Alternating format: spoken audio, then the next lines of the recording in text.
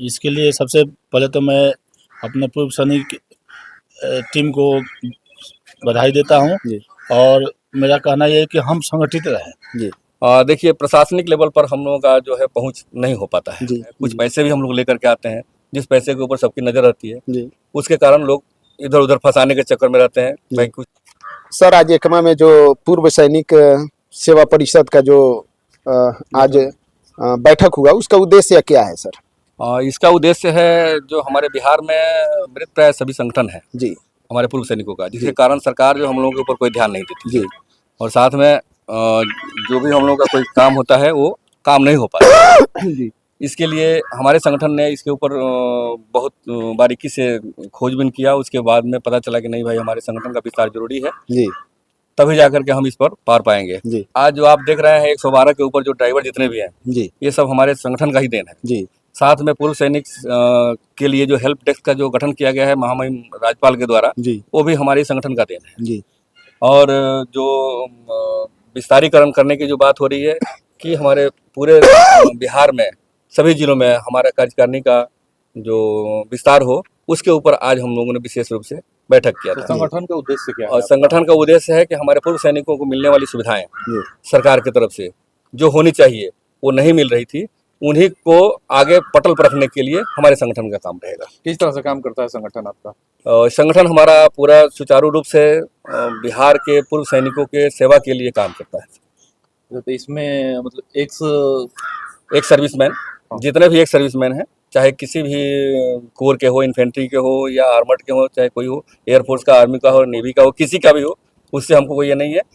हमारे तो पूर्व सैनिक होना चाहिए। एक से ही रहते हैं लोग या प्रेजेंट में? नहीं, एक्स मैन के लिए हम लोग ज़्यादा काम करते हैं। और प्रेजेंट के लिए अगर कोई बात हो गई तो उसके लिए हम लोगों ने दोनों बातों को रखा है। जो पूर्व सैनिक या सैनिक हेल्प डेस्क जिसका नाम है, उसमें पूर्व सैनिक और सैनिक कार्यरत नहीं है, उसमें दोनों हैं। अगर किसी का भी कोई समस्या होता है तो सैनिक हेल्प डेस्क में, क्योंकि परिवार कहीं और है और रहता कहीं और है जवान, जी तो उसकी कोई समस्या अगर घर में होती है तो उसको क्या बोलते हैं, निस्तारीकरण के लिए हम लोग आगे आएंगे। सर, आप लोग तो पूरे देश की सेवा करते हैं, लेकिन ऐसा क्या मजबूरी हो गया कि आप लोग को भी एक अपना संगठन बनाना पड़ा?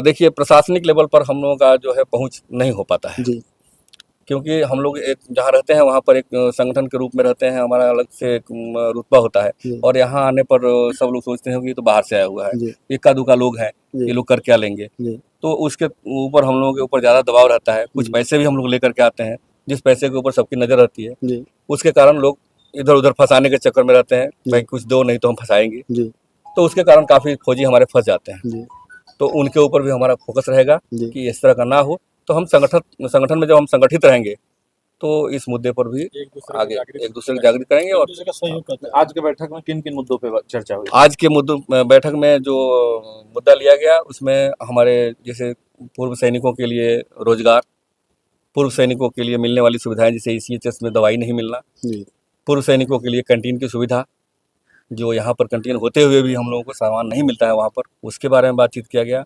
साथ में जो क्या बोलते हैं,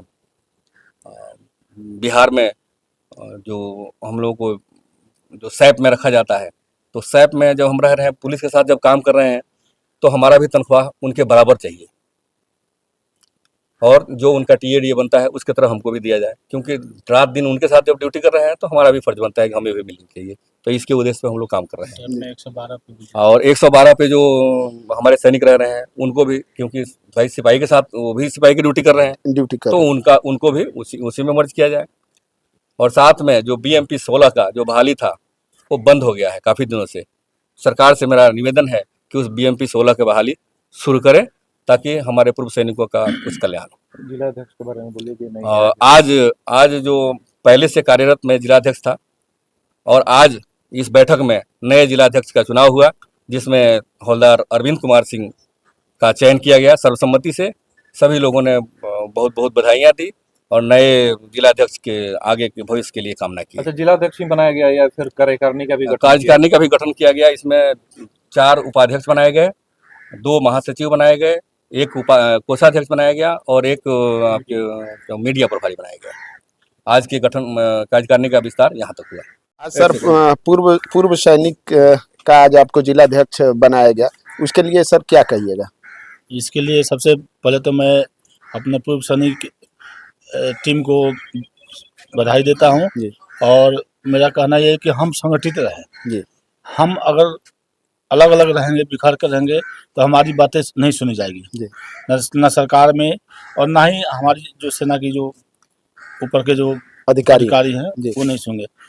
तो अगर हम एकत्रित रहेंगे, संगठित रहेंगे मजबूत तो रहेंगे। हम मजबूत रहेंगे और हमारी बातें किसी भी सैनिक को कोई समस्या आती है, चाहे कैंटीन सुविधा हो, चाहे प्रशासनिक कोई भी परेशानी है, हर साइड से हम लोग एक दूसरे की मदद करेंगे और इस संगठन को और मजबूत बनाने की हमारी सोच है।